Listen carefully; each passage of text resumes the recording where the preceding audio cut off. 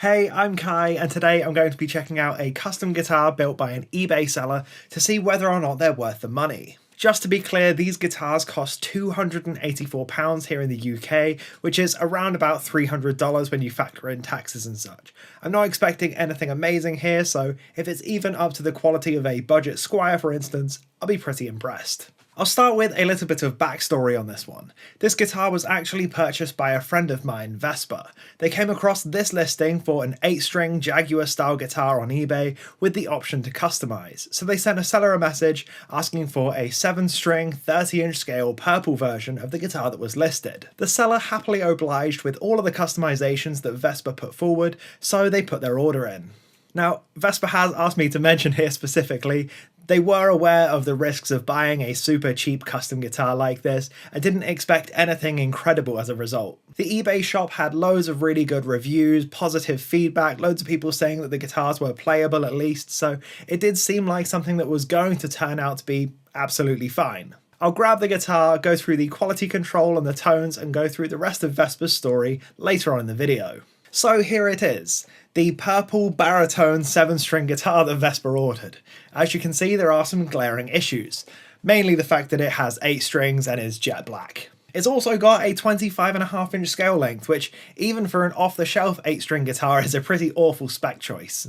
Now, the eBay listing did have some specs listed, however these seem to be the autocomplete style things rather than actual specs listed out in the description, so I'm going to disregard those entirely and just go with what I believe to be the case. I think this has got a basswood body, a maple neck, with either a rose acer or rosewood fretboard, with binding obviously, then it's got 8 strings, non-locking tuners, random pickups. I've never seen any mounting like this on pickups before. All sorts of strange stuff going on here. It's also got what kind of looks like a hipshot style hardtail bridge, however the edges on this are much more sharpened off rather than the comfy rounded edges you get on a hipshot. It's got Jaguar style controls, but these are in looks only. I'll get into this a lot more later on in the video. Now though, let's get into some tones. I'm going to apologise for what you're about to hear. This guitar is currently strung up with a 10 to 46 to 46 to 46 set, meaning we have 3 46 strings for the low strings, that being an F sharp, a B and an E. Not good. I have set up 2 tones on my Fractal FM3, a clean tone and a dirty tone, both running through ML Soundlab impulse responses to give this guitar a fighting chance. I'm not going to waste some single strings and swap out the F sharp and the B, so we're just going to rock the 46 gauge strings and see what happens. Of course, the first thing I have to do is tune it up to pitch.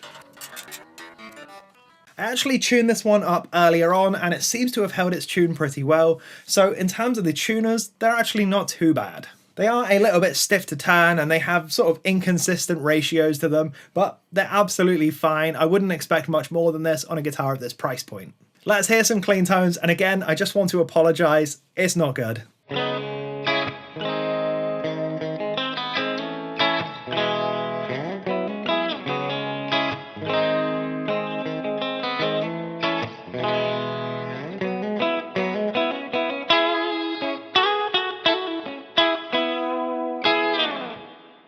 Generally not a pleasant playing experience at all. Now for some high gain tones, and since I can't figure out any of these controls, I'm just going to assume that I'm on the bridge pickup and go from there.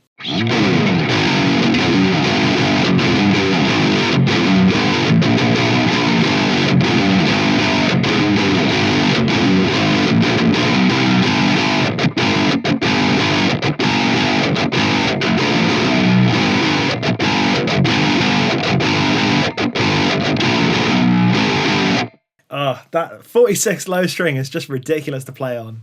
Now something a little bit more my speed, I'm going to go for a drop D thing with a fuzz on and just ignore the 2 low strings because they're just not optimized for this whatsoever.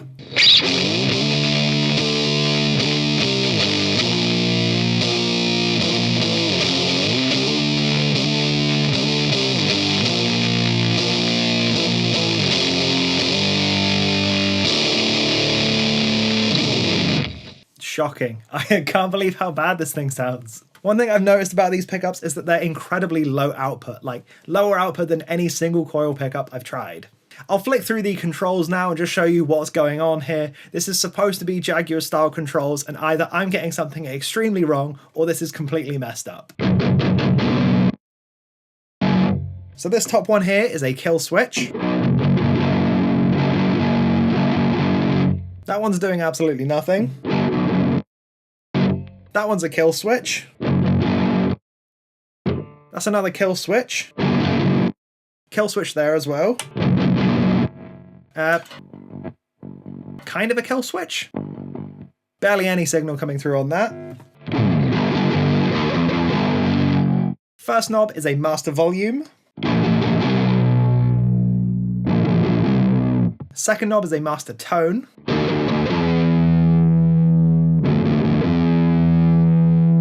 And the third knob seems to be a master tone as well. The wiring on this guitar is absolutely all over the place, and I hope I haven't just got something wrong and this is completely normal.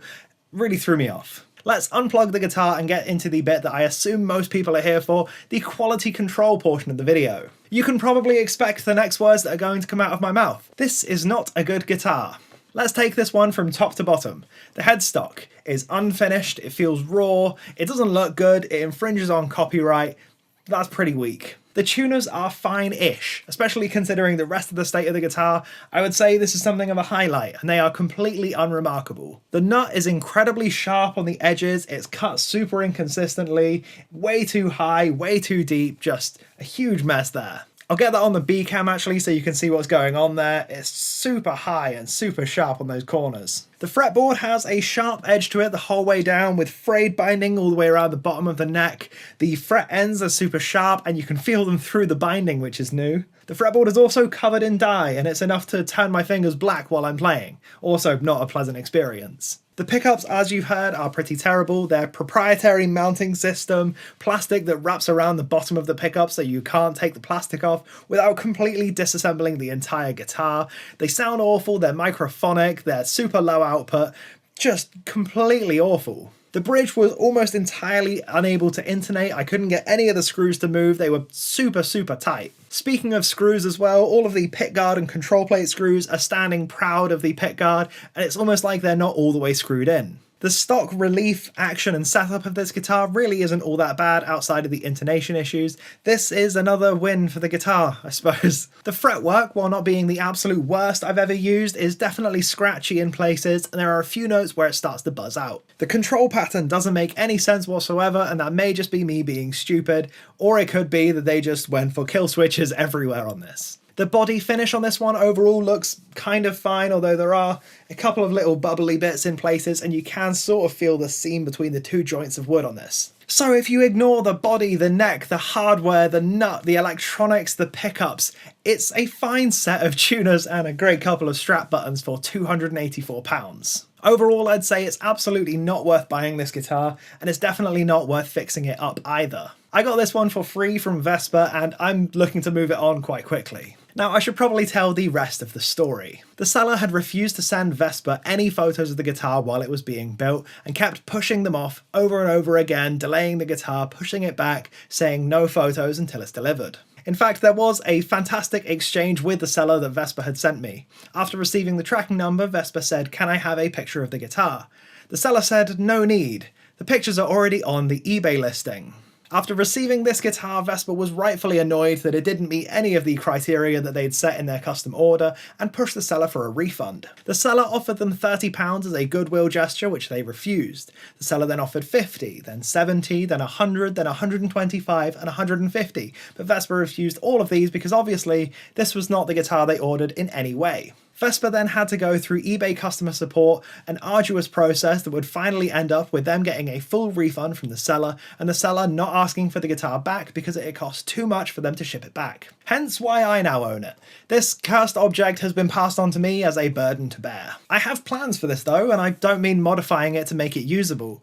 I'm actually hoping to pass this one on to someone else to review and try and get the word out about eBay, AliExpress style custom guitars. Just don't do it. Don't.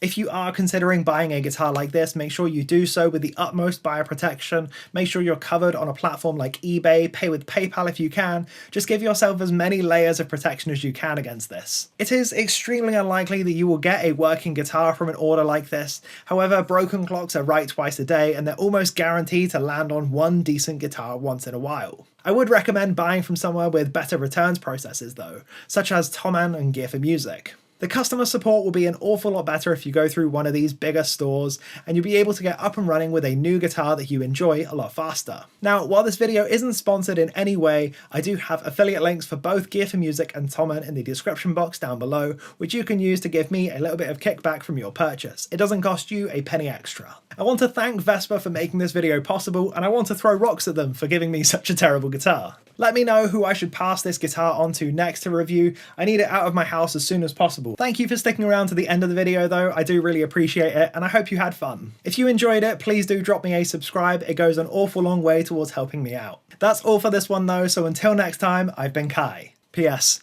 Don't buy this.